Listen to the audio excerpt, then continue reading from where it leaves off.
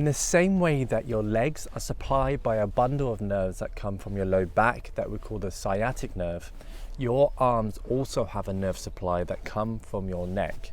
If part of this nerve that goes down your arm is irritated, it can start to produce some pain around the shoulder blade, the neck, and down one or both the arms.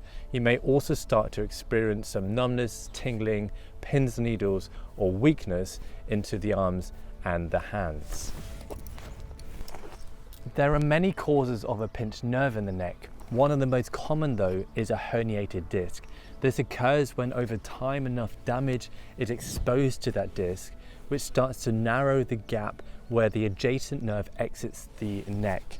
This starts to irritate and compress that nerve, and that's when you start to get pain in the distribution of that nerve. If this sounds reminiscent to anything that you're currently going through or something that you go through periodically, then this is the video for you, as I'm about to go through 4 ways in which you can get relief from the comfort of your own home.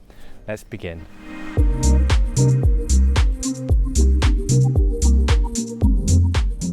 So my first recommendation is to go seek out a chiropractor who can check and correct any misalignments that are occurring in the spine. The main reason for this is because any misalignments in the spine are going to put excess stress through your disc and therefore make it very hard for it to recover if it remains in this position. So number 1, we must start with posture. The position that puts the most stress through the spine is a flexed posture, particularly in the seated position. Flexion of the spine can put a lot of stress through your discs, so if we do not correct the posture, you can continue to be traumatizing your spine and therefore making it very hard for it to recover properly. So this can be corrected in 3 easy steps. Number 1 is to imagine that there's a string on your chest and it's pulling you all the way up to the ceiling, and this is going to straighten out your spine. Number 2 is to bring your shoulders back and down, and number 3, bring your head back so they're over your shoulders, and then bring your chin in. Number 2 is to walk. Walking has incredible effects on the body, but particularly great for disc issues. The reason being is that the center of the disc in your spine does not have a blood supply, so it relies on a pumping mechanism that occurs when you move the spine for nutrients to be pushed in and waste products to be pumped out to allow the disc to properly heal and keep the disc healthy. Number 3 is an exercise that you can try to help give you some relief. As with any exercise that I suggest, please do proceed with caution and stop any exercise that makes the pain worse. So what you're going to do is, sitting in a chair with a back, you're going to lie backwards and you're going to put a towel on the lower portion of your neck. You're going to angle the towel slightly downwards, and then you're just going to do some neck extension movement exercises. You can just go backwards and forwards nice and slowly and just work within your tolerance. I suggest doing 10 reps at a time, and you can repeat this throughout the day.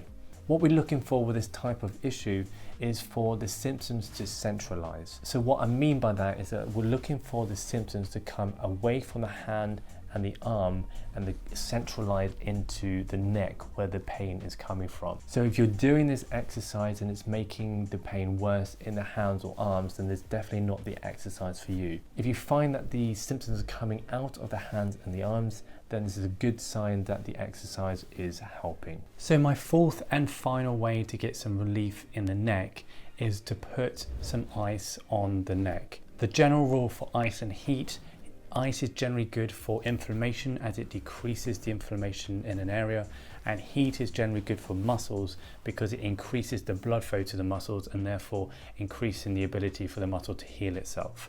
So this is an inflammatory issue, so I suggest putting the ice on the neck and then just off to the affected side. If you're finding that it's affecting both sides, then just place it in the middle of the neck, reasonably low down. Make sure you wrap the ice in something so you don't put the ice directly on the skin, otherwise you may burn the skin. Then you can just place it on for 10 minutes, then 10 minutes off, and then 10 minutes on again, and then just repeat that throughout the day as many times as you find helps relieve the symptoms. This isn't exactly going to help you long term, but it can provide a little bit of relief for the short term, particularly if you're in a lot of pain currently. So my final suggestion, and this is a last resort, if none of the 4 ways I've suggested helps you in any way, then you can resort to painkillers. Just know that when you're taking the painkillers, you're not going to get to the root cause of the issue, but it can help to relieve the symptoms. This is not going to help you long term, but the short term it can help you to get through the severe part.